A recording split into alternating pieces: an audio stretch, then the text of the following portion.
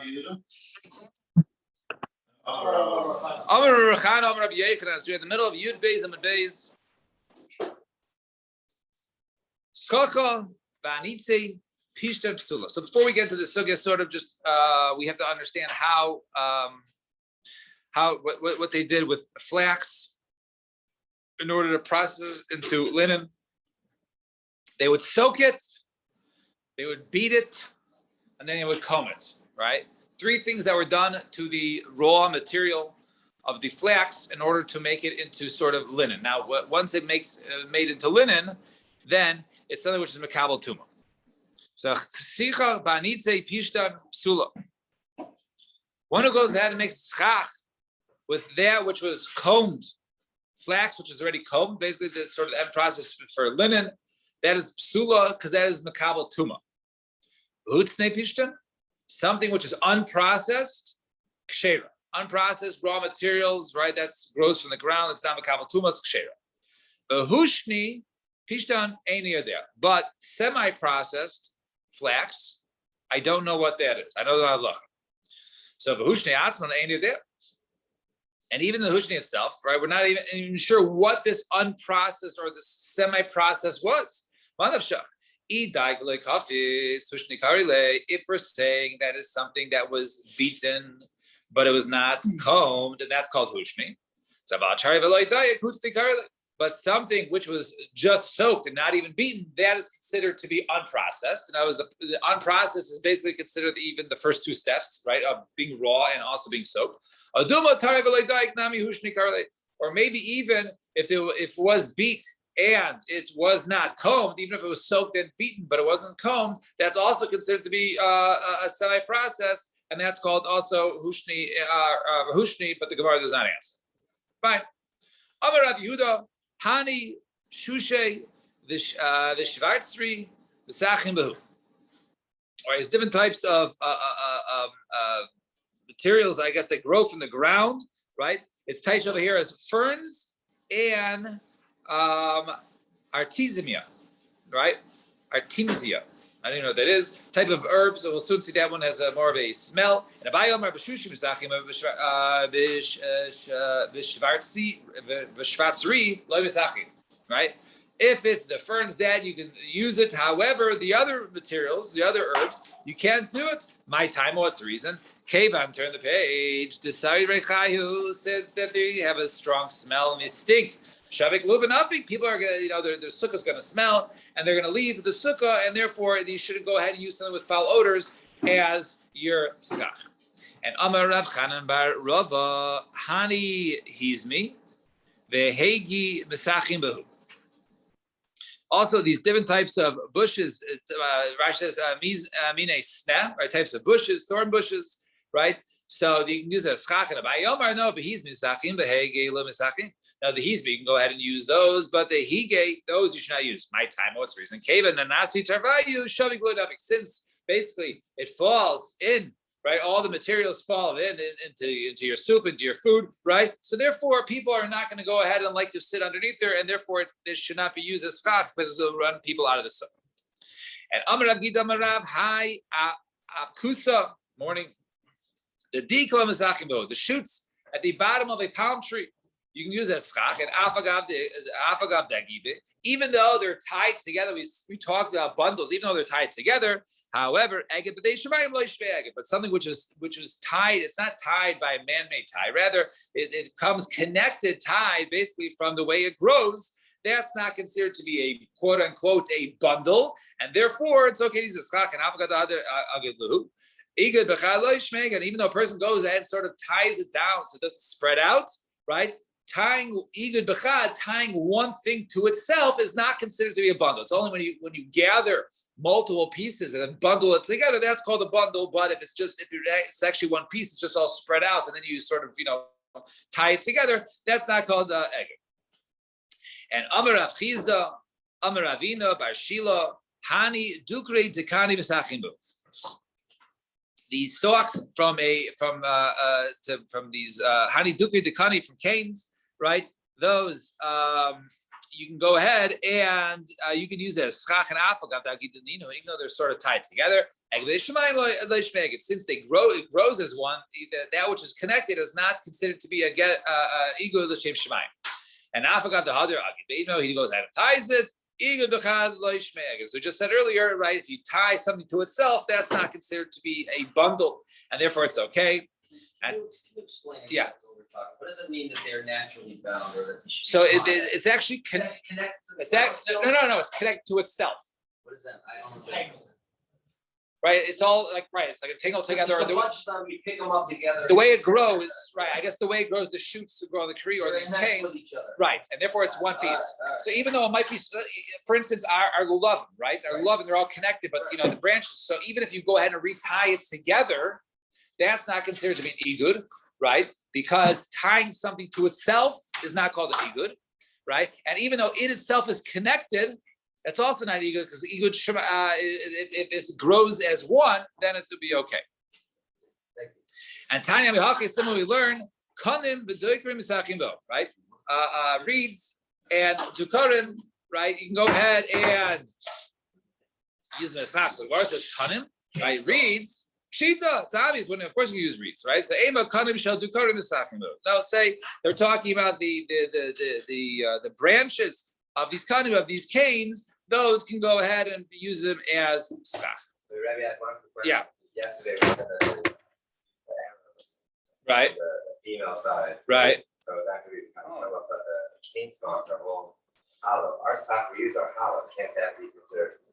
But it's not made for holding things. It's not made for holding things. Right. It's not a cleave. Arrow. No, arrow is. The arrowhead is because you put the arrowhead. You have a stick. And then you stick the arrowhead on there, right? So inside is not made to hold it. Yeah, it's made. No, it's made to hold the arrowhead. It's made to hold the arrowhead. The shaft is made to hold the arrowhead. The polytone part is the part for the inside. That's not meant for holding things inside an arrow shaft. Puts it on top. No, but it holds the right. It holds the arrowhead. That's what it holds. That's all right. So I don't know. We're 12 lines in the middle of the page here. Give them an aleph. Amar Avina Bashila Hani Marisa de Agma Adam Yaitse Behani De Chavasa Pesach. This marsh morer, right? Marisa de Agma, right? Morer of the swamp of the marsh. A person can fill his obligation on Pesach. That's called morer. Meisve Yasukasha. It says Azov. Right? We have different times where we're required to bring Azov. When it comes down, not to bring Azov, but it's used in the Torah. So it says Azov, lo Azov Yavon. Ezav Kuchali, Ezav Midbari, Ezav Rami, right? Ezav Sheyesh La Shem Levai, right? You have to bring regular Ezav, right? Regular Ezav, but you can't bring right Ezav, Greek Ezav, Roman Ezav, desert Ezav, all the types, anything with the name. So how could you? You're supposed to eat maror. You're not supposed to be marisa de agma, right? You're not supposed to eat right swamp or marsh maror. So Nabaye Koshnis Nashimo. Excuse me. Kol shenishtana shemo kodem an Torah ubas Torah vekpida aleha biyadu sheyesh lo shem levai. V'hani lo nishtana shema. Right. So it knows if something had different names before Man Torah and comes to Torah and says use moror, right? So then it would specifically moror and not other types of moror. However, v'hani lo nishtana shema kodem an Torah. But before the Torah was given, there was no different names for moror. It was all one. Only later on did it come different types of names, marsh morer, field morer, whatever it is, different names. So therefore, that all morer is concluded in there, as opposed to the Azov. During the time of Matan Torah, there were different types of Azov, and therefore only this specific type of Azov was used. And Rav gives different theories. Hani Marisa, the stam Shemai, really this Marisa the Agma is really called morer. The reason why it's called right, the swamp mora, because if you want to know where to find it, you find it by the swamp. But that's not really its name. Technically, its name is mora. Fine. Omer Rav Chizda says Rav Chizda, igud b'chad lo yishme eged, shleisha shme eged. You tie one thing to itself, right? That's not called an igud. That's not called a bundle. You tie three things. That's a bundle. Shnayim, but if it's you tie two things together. Is that called a bundle or not? So machlekes Rabbi Yosef Rabbanan, machlekes Rabbi Yosef Rabbanan. That's now we go to the Mishnah. Mitzvahs Azov, shleisha kilachim uvehen shleisha kivol. When it comes to the mitzvah of Azov, you need 3 different sort of branches, and each one, and with 3 stems, each one having a stem. That is the Rabbanim, right? And Rabbi Yossi Omer, Mitzvah Azov, Shleisha Givolim. The mitzvah of Azov is 3 stems, right? Which sounds like the Rabbanim. We have to see what the Machlokes is.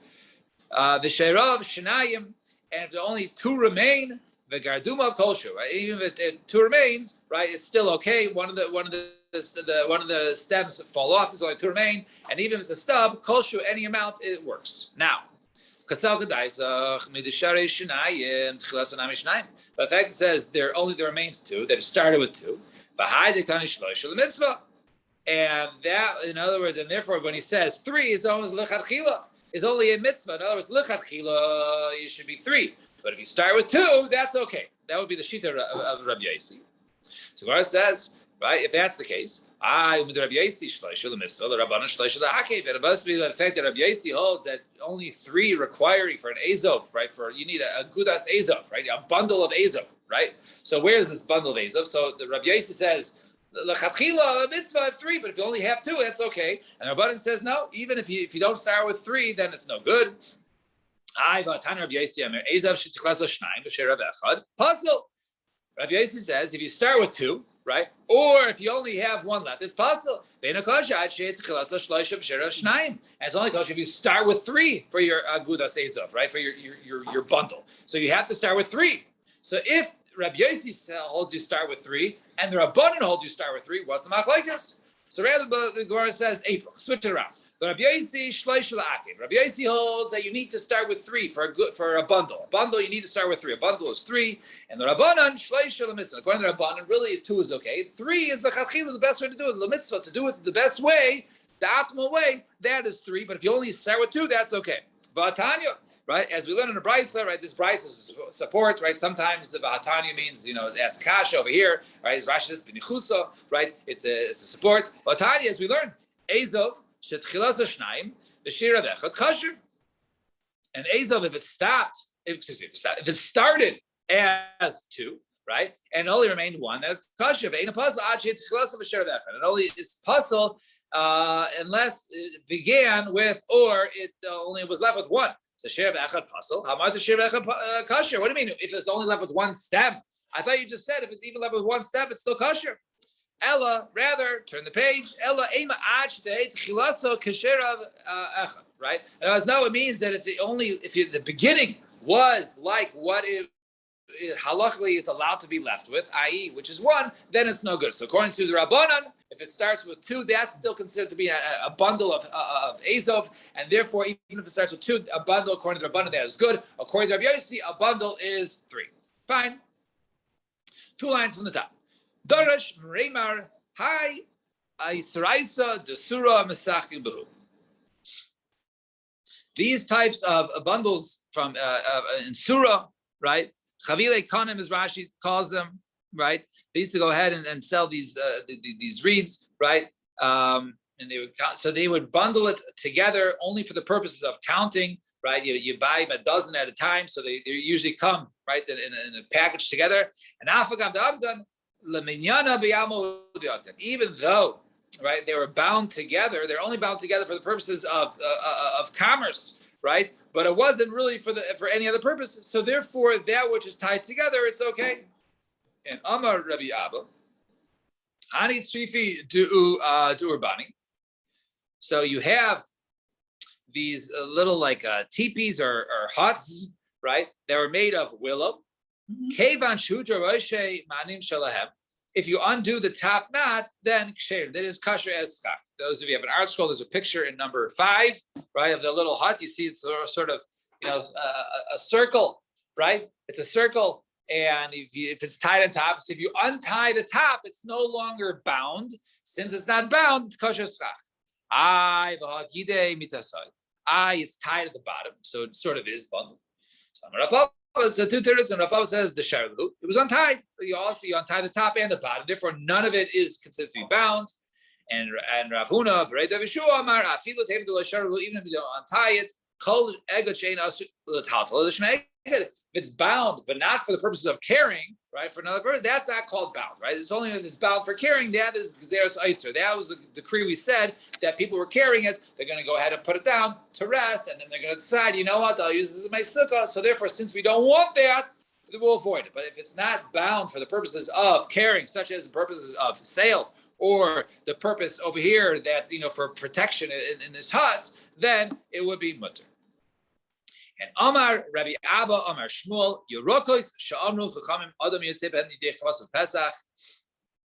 Any types of vegetables that we said that the Chachamim allowed one to use for the mitzvah of Morar on Pesach. Mevina Zatuma has a special halacha that it can spread tuma, right? I.e., it can act as an ohel. It can act as an ohel. However, it doesn't stop. Normally, when you have something as an ohel, right? If something is considered to be a ohel, a tent or a roof, right? So anything on top of the ohel does not become tummy, all right? But these, right? So since we'll soon see that they sort of, over time, they disintegrate, they dry up. So therefore, anything that is on top of this ohel, even though the ohel is effective in terms of spreading tumah, in other words, if I'm under the same ohel as this moror, right? So I can become tumah, even though I'm not next to the tumah itself. But the moror spreads out the tumah. But even if something is on top, it normally an ohel stops it from going through. This moror does not stop it going through, and it goes all the way up on the rakia. It has all the negatives. Right? Correct, right? When it comes to tumah, right? It doesn't stop it, but it does spread it. Right? Here's a chiddush. And it puzzles the sukkah because of aver. Now, there's a special halacha we'll see later on when it comes to open space and schach puzzle. Now, if I have in my schach puzzle is something that can't be used as schach. Let's say you put up something metal, right, or shirt, right? Let's say I have a shirt covering part of my sukkah. So that the halacha is. If it's not by the wall, which you say dofen akuma, that if it's in the middle of the sukkah, that's daled tefachim. That's 4 tefachim wide. It can be 4 tefachim. It's more than 4 tefachim. Then it's you have an issue. If it's avir, it's just open space. You have a gap. As long as it's less than 3 tefachim, it's okay. So this type of morar, right? We view it as avir. We view it as open space. We don't view it as schach pasuk. We don't view it the same as your shirt up there. My timer. What's the reason? Since it's gonna dry out soon and then crumble and wither away, so therefore it's like it's not there. It's like it's already withered or open space. Fine. Final sugya of the day.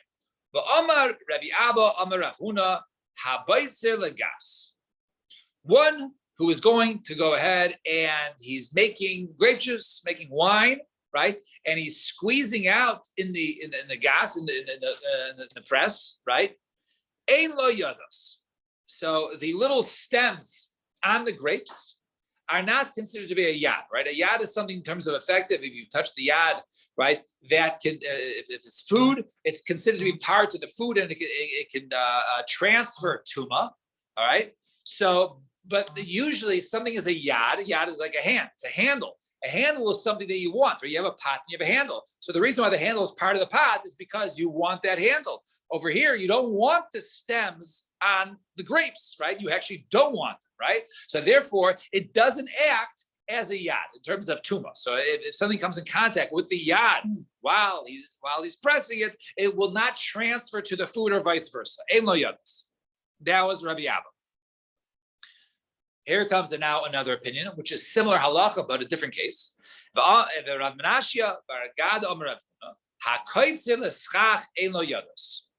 One who's going ahead and harvesting for schach. Right? Now this is the opposite. Because over here, normally the grains, he doesn't want the grains, right? Because food, he can't use that as your schach.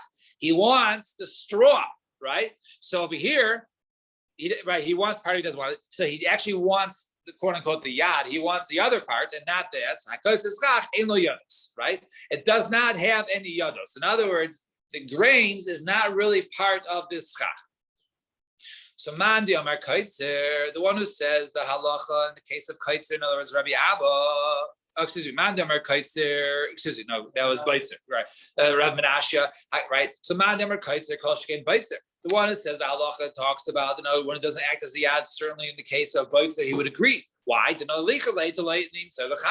Because not only is it, he doesn't want it, it's actually detrimental, right, to that which he's making the grapes. So certainly if that case, when really I don't really care so much in the case of the schach, whether the grains are attached to it, and it's not a yad, certainly if I don't want it attached, it's not a yad. But maybe the Rabbi Abba who says in the case of but in the case of one is harvesting for schach, that maybe would constitute a yad. Why? Right? Because if you have all the kernels and the grains that are still attached to the straw, that's actually not so bad. It keeps all the straw together, right? It's more coverage for your sukkah, and therefore maybe he sort of wants it. So therefore, maybe in that case, would not agree that maybe it would be a yad. Normally we Yeah. say that the straw is the yad for the Right. And here we're saying the other way around. Right, because the he's corn or whatever it is the yad for the right, straw. because he's That's what harvesting. you want. Right, because we'll soon see the difference. Because over here he's hakaitzer l'skach. He's doing it for the purpose of skach. But we'll soon see what happens in the case of le'achila. So Gemara says, "Nema de Rav Menashe bar Gada tonight." Right? Let's say this halacha of Rav Menashe, which was the second one, right? Which is this, it was the opinion of hakaitzer l'skach, is actually machlokes tonight. The Tanya, we're learning the brayso. Seiche te'enim ubahem te'enim, seiche te'enim ubahem te'enim. Right? I guess one is cutting fig branches, right? And there are figs attached to there, right? I guess they need a better name for fig branches besides te'enim, right? So seiche te'enim ubahem te'enim, right? Parkilim and anavim, or vines with grapes on it, and kashin v'hen shibolim, or right the straw with the grains on them, the shibolim on them, and mechados v'hen tamarim, or palm shoots, whatever, right, with dates on it. Kulan, all of them. Im psailas meruba ala eichlin sheira. All these cases, if there's more psailas, there's more branched part, there's more bad part, there's more non-edible part than the fruits, then it's kosher for schach, right? Because it's a majority, it's a rope, right? So this piece is more vine than grape, so therefore, basically, I can throw it on the sukkah. But if not, then psula. And cheir marim ad sheyu kashim merubin ala yadas vel eichlin. It's not just the branch that has to be more than the fruit. The branch has to be more than the fruit and its stem. So what do you see over here? The cheir.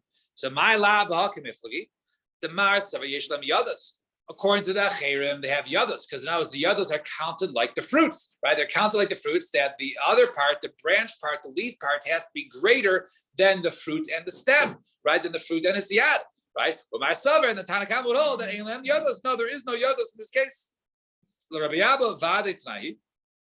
So according to Rabbi Abba, right? Let's say, now Rabbi Abba was the case who said it in the case of one who was harvesting for, he was making wine.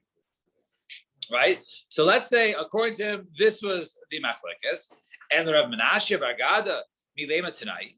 Right? Can we say this is also the machlekes? Even according to Menashe, it's also he would have to say even both these that he only holds like one opinion here, who holds that's the yad, right? Like the acherim, not the others. So for Rav Menashe, no, the kuliyamas every hakaitza schach in lo yados. No, everyone can hold like me. That if one was harvesting for the purpose of schach, right, for the purposes of the straw of the right of the non-edible parts, elo yadas the hakabayis kinan kigoy shekatz and achila. Over here, they were harvesting for achila. You want to know why it was considered to be a yad? It was considered to be a yad, right? Because they were doing it for the purpose of food. When you're harvesting for food, right, then it's a yad. If you're harvesting for schach, in other words, i.e., you don't want right the food part, then it'll be opposite. So notice he was harvesting for food, and then he decided, you know what, I'm going to use it as schach. So in that case, there's the machlokes. But if he was harvesting it for schach, everyone would agree it's not considered to be a yad.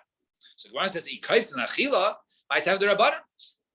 Wait, so if he was harvesting it for the purpose of eating, what was the reason according to the rabbanon, the Tanakam over there, right, who holds that it's not considered to be a yad? If he's harvesting for fruit, we know that the fruit is attached to the stem is really a part of it. So if you say that, once he decides, okay, I can make it schach, so now we say that, you know what? originally his original intentions of it being a yad is no longer, right? Can machshava just be mavato by the fact that I changed my mind, all of a sudden change the status of the others? But Tanan, we learn in the Mishnah, kol hakelim yardin to tuma machshava. Anything with tuma, you can make something, right, be a yad through machshava. They know in batuma ela b'shinui ma'isa. The only way to change it is through a shinui ma'isa, through an actual action. I can't just decide, you know what? I'm not going to go ahead and eat these figs, right? And instead, I'm going to use the leaves and the branches as my schach. Only a maisa can remove a maisa or a machshava. Machshava in a maisa, but a machshava cannot go ahead and change something that was already done with a maisa and machshava. So once again, how in this case can you say that Rabbanan would hold that? Why did these cases, if it was kaitz and achila, why would they all of a sudden hold that these are no longer considered to be yados? Right, and so we'll have to figure out that tomorrow with the show. Everyone have a wonderful day as the sugya continues. Shkaya. Can you use it for the sukkah? So are the